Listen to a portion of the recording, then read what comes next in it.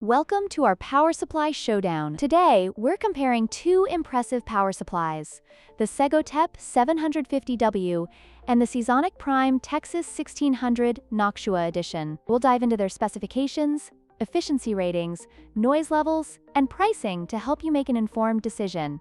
Let's get started.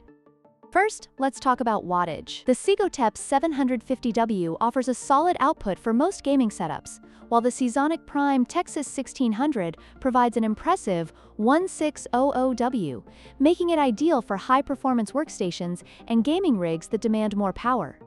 Next up is efficiency. The Segotep 750W is 80+ Gold certified, ensuring good energy savings. In contrast, the Seasonic Prime TX-1600 boasts an 80+ titanium rating, which means it operates at even higher efficiency levels, saving you more on your electricity bill over time.